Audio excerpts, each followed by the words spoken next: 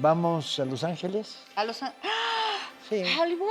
A No, mí bueno, no- vamos a Los Ángeles y nos escapamos a Hollywood.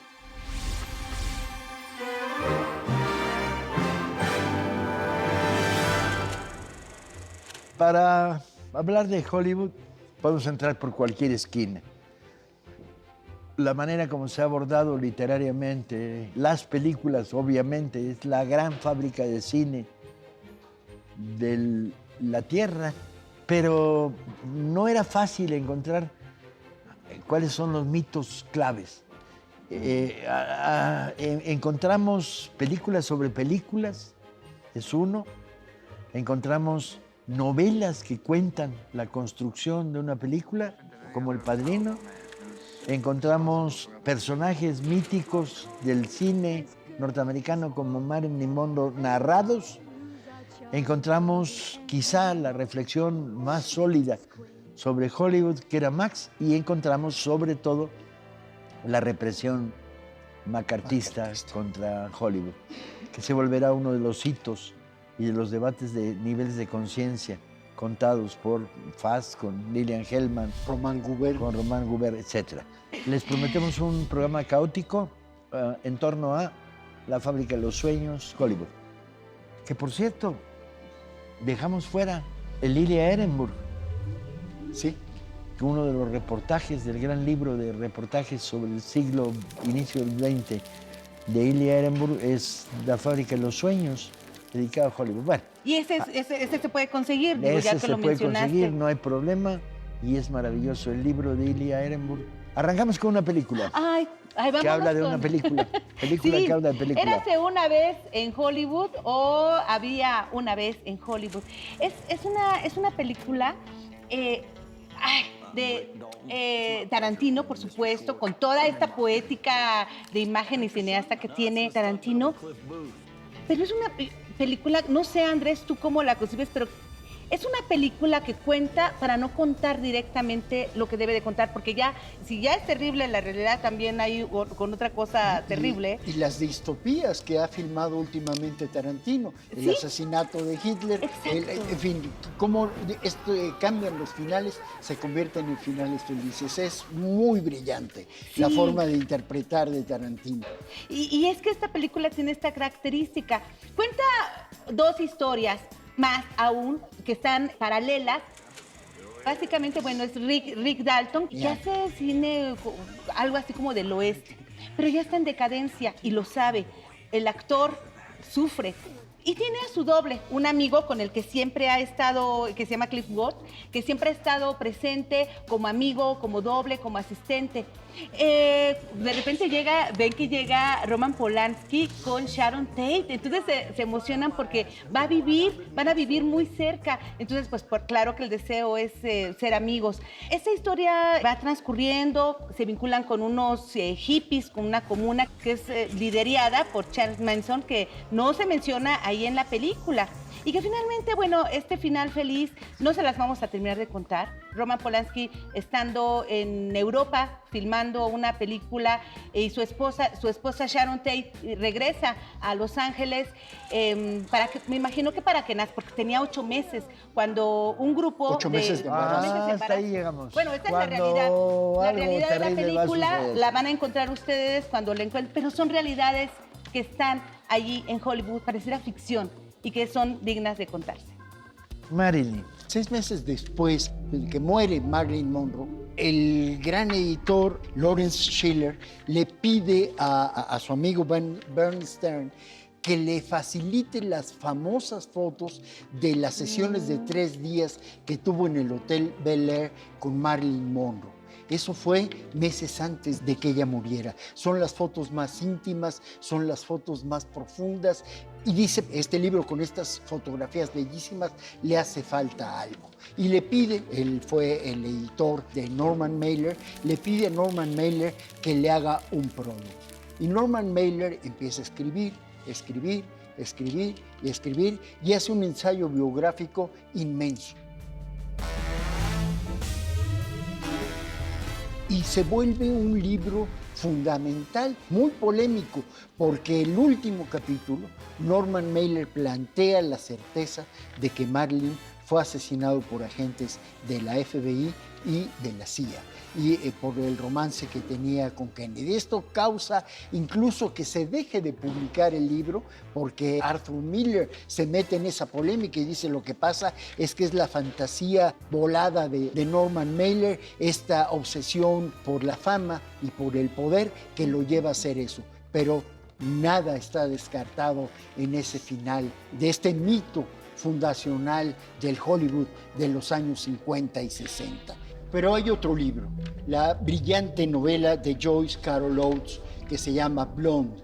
Esta novela donde hay una escena que ubica muy bien al personaje. Es Marilyn frente a estos espejos de maquillaje con las luces, que está profundamente rota, llorando desconsoladamente, y se acerca un asistente y le dice: no te preocupes, ya va a llegar, ya va a llegar. Y de repente Marilyn da una vuelta de tuerca y se convierte en esta estrella deslumbrante que era la personalidad inmensa. Esa es la esencia de esta novela.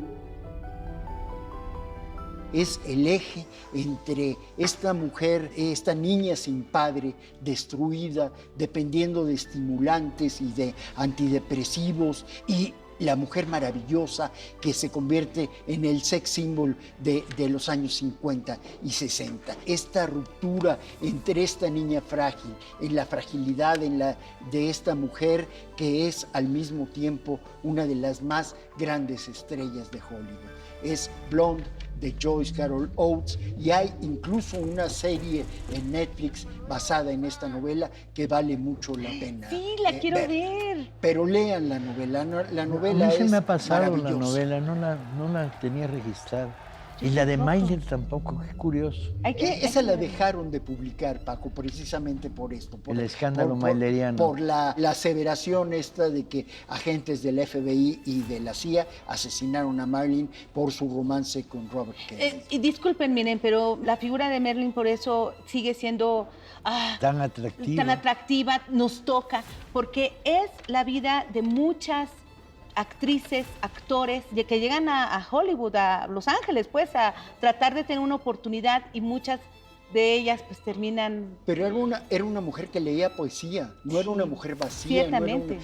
Era una mujer con cultura, que tenía un deseo de salir adelante. De ahí su relación con Arthur Miller, por ejemplo. Vamos a la pausa que nos permite entrar en la segunda parte de este programa.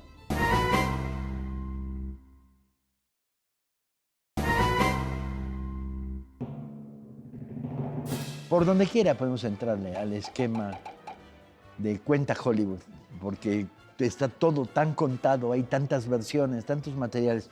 Yo me quedaría con Max de Howard Fast, porque Fast tiene la enorme habilidad, y la ha tenido siempre como escritor, de hacer resumen de un mundo a partir de un personaje o de una anécdota. Había empezado a escribir temas históricos, que era su fuerte, desde todos los ángulos, desde historias de la Inquisición española, a libros sobre los macabeos, Moisés, príncipe de Egipto, los mejores libros sobre la Revolución de Independencia norteamericana, y de repente, después de haber publicado La Pasión de Sacco y Vanzetti, escribe Max. Max está copyrightada en 1982, o sea, después de que se salva de la persecución macartista, El Regreso, y es una novela apasionante. ¿De qué trata? Bueno, es bien sencillo.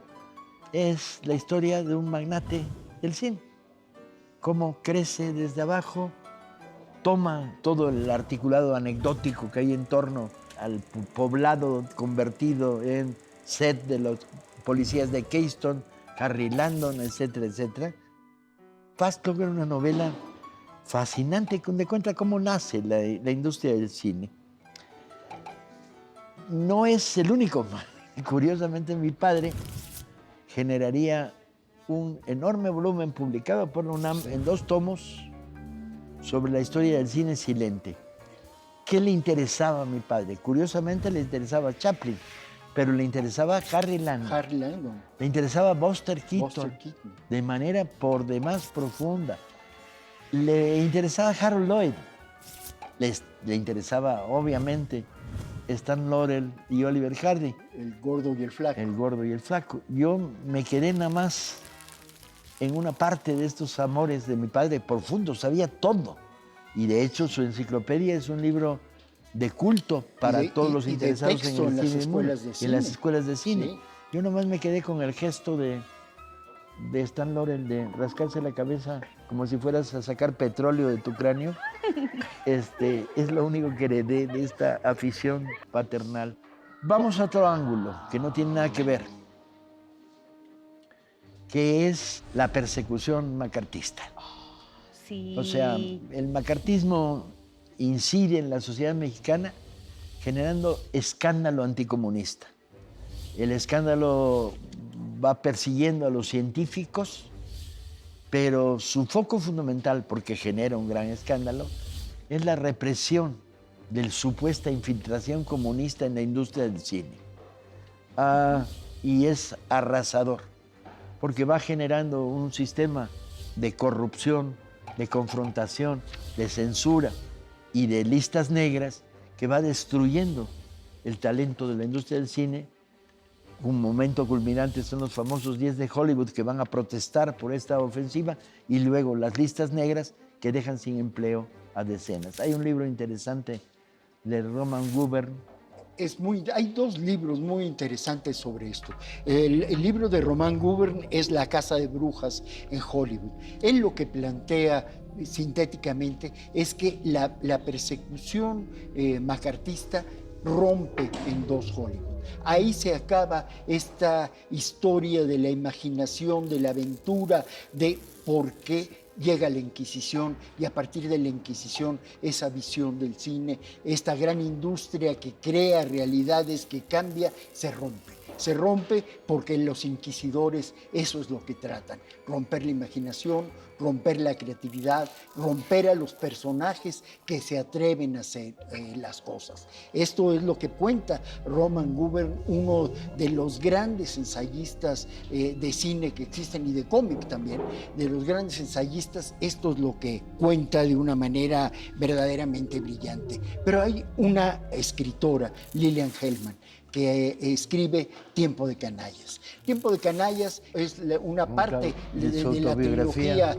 que es Julia, Pentimento y Tiempo de Canallas. Yo les quiero leer dos parrafitos de Lillian Hellman que da mucho la idea de lo que es este libro. Dice: el radicalismo y el antirradicalismo tenían en verdad muy poco que ver con los métodos sinuosos y miserables de McCarthy, Nixon y sus colaboradores para castigar a los comunistas, a los simpatizantes de los comunistas y a los que ni remotamente lo eran. Innumerables vidas estaban siendo destruidas y pocas manos se levantaban en su defensa. ¿Desde cuándo es necesario estar de acuerdo con alguien para defenderlo de la injusticia? La verdad lo convertía a uno en traidor, como a menudo sucede en tiempos de canallas. Y esta carta que escribe Lillian Hellman a ese comité, a ella no la pueden encerrar porque es de tal manera claridosa, de tal manera directa que a ella no la pueden. Y esto pero reprimen a su compañero, a Dashiell Hammett, Dashiell Hammett, el gran novelista de la novela policíaca fundacional de la serie negra. Incluso y al bote. Él le previene, Paco, le dice: no vayas a hablar, Lillian, conserva, porque te vas a meter. Él ya estaba encarcelado y no le importa a Lillian Hellman y escribe esto. Entre otras, es un libro brillante que está publicado por el Fondo de Cultura Económica. Y hay una película, ¿no?, en las relaciones Hammett, Lillian, apasionante, aparte de Julia, que es una gran película, o Pentimento. Lillian Hellman, un personaje que deberíamos tener más cuidado a aproximarnos a ella, porque es uno de los talentos de la generación reprimida en el macartismo. Y la tenemos aquí en el Fondo de Cultura Económica. Y muy barato. En la colección popular, así que no se la pierdan. Vamos a volver a la tercera parte del programa con 2 películas que cuentan la represión macartista. 2. Y yo diría a cuál más apasionante, admirable y entrañable. Pero eso será en el tercer bloque. No Nos se vemos en un vayan. instante.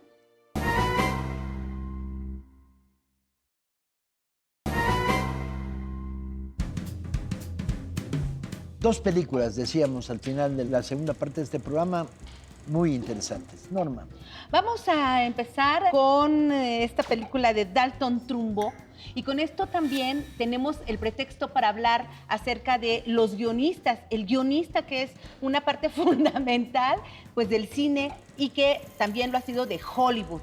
Dalton Trumbo o La lista negra de Hollywood. El director es Jay Roach y la protagoniza, por supuesto, el gran actor Bryan Cranston, Diane Lane, Helen Mirren, que también es una super actriz, John Goodman, en fin, tienen que verla porque nos platica de justamente esta represión hacia este mundo de personajes creativos, donde cuenta la vida justamente de Dalton Trumbo, donde nos plantea que cómo él es una de las personas que pertenece, de los guionistas que pertenecen a la élite de este mundo de escritores. Pero también es parte de los que escriben a favor del comunismo. Hay una columnista que es así dura, terrible, y que está en contra de Hedda Hopper, que es esta columnista. Es todo un grupo, ¿no? Que está en contra y hacen esta persecución hasta que están en la lista negra, los encarcelan, los liberan, pero qué peor cárcel que la de estar libres y no tener trabajo. Entonces comienzan pues ellos a escribir porque los buscan, los productores los buscan para que puedan escribir bajo seudónimos. Bueno, pues aquí es muy importante también mencionar, Paco, que esto a mí la verdad me dejó muy impresionada porque no lo había vinculado, cuando Kirk Douglas lo busca para que escriba el guión de nada más y nada menos la película de Espartaco. Basado en la historia original de Howard Fast. Pero donde también vetaron a Howard Fast. Claro, también, él estaba Por vetadísimo. eso no. Pero hay otra película muy divertida. A propósito, nada más. Claro, de Woody Allen, The Front, El Frente.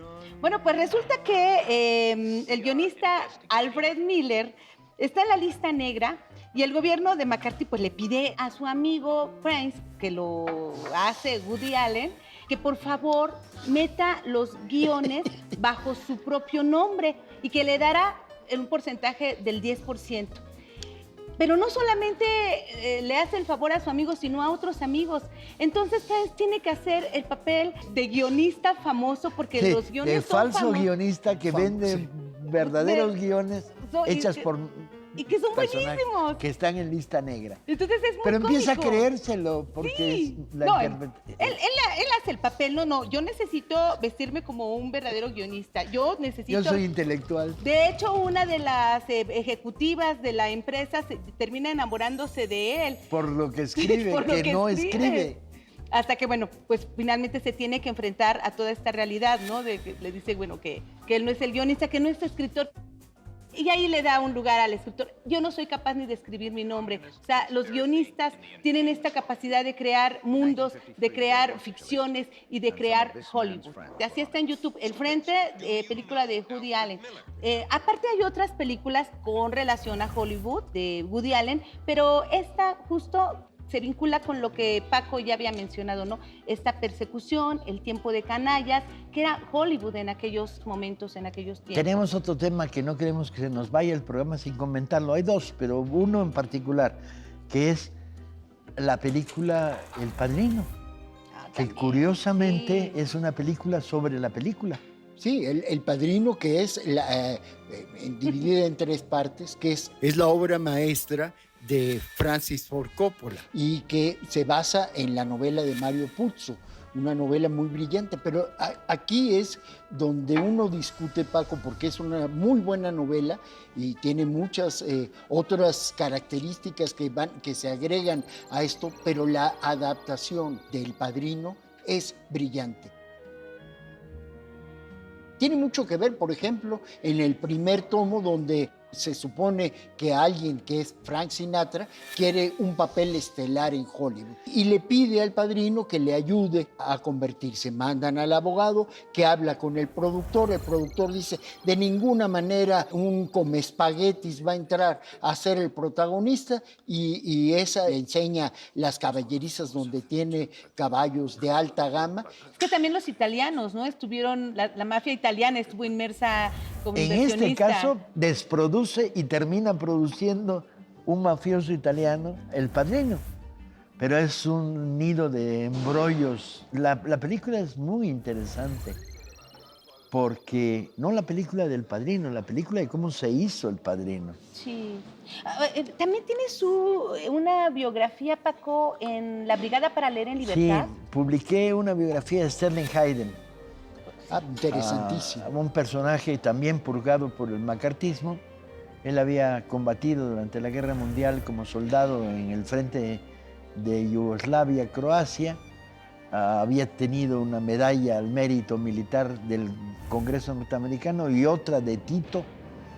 Y al regresar a los Estados Unidos, Sterling Hayden va a ser perseguido políticamente por su cercanía con los guerrilleros. Él forma parte durante unos meses del Partido Comunista Norteamericano, se vincula con los sindicatos de Hollywood y es el niño guapo de Hollywood. La industria norteamericana decide, cuando lo captan desde muy joven, fabricarlo como el galán de moda en Hollywood, Sterling Hayden. No más que tiene un problema, que es odia el cine. Lo odia con odio total. Y no hay nada que odie más que estar frente a una cámara esperando que le den la entrada a su parlamento y tener que memorizar. Lo odia con odio apache. ¿Qué es lo que más ama un actor? Sí. Y entonces Sterling, reprimido por el macartismo, consulta a su psiquiatra, como todo actor de Hollywood necesita psiquiatra, y a su abogado, y acepta denunciar a algunos de los miembros del Partido Comunista en las listas negras. Su argumento es, bueno, ya todo el mundo lo sabía, ellos lo habían dicho, pero él es considerado en el ambiente intelectual norteamericano de aquí como uno de los que se quebraron. Y esto lo rompe personalmente. De los delatores. Está en lista negra otros 2 años y luego Hollywood lo premia dándole 50 papeles. O sea, lo premian por haber dado Lo saca de la lista negra y es de los nuestros en la lógica macartista. Claro. Y entonces le dan estelares en westerns, en películas de piratas, en películas de guerra, todas ellas horribles.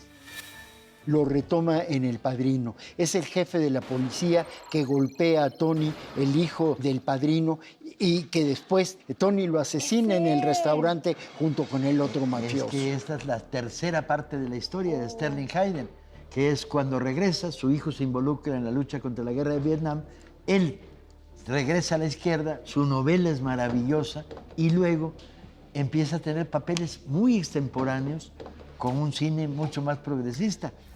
Hace de general fascista en la película de Kubrick de La Bomba. ¿Sí? Y luego hace un papel de Moisés. Y luego está en Novecento, de Bertolucci. O sea, los últimos años de su vida va a recuperarse como actor con películas muy dignas. Sterling Hayden. Bueno, qué bien. Hay un documental, también lo encontré. Hay un muy buen documental, una entrevista francesa. Sí, bueno, yo la vi, está en inglés, me cuesta trabajo haciendo la traducción, pero quienes puedan verla, porque ya grande, Vive ¿no? en un barco, Sí. en un muelle en Ámsterdam. Haciendo como meditación y... Y tiene una reflexión muy interesante sobre cómo odia Hollywood y sin embargo he hecho algunas películas importantes. Aquí lo tienen. Pueden seguirlo y leyendo el libro de Sterling Hayden. Esto fue el Mitote Librero. Ahí Hasta la nos próxima vemos. semana.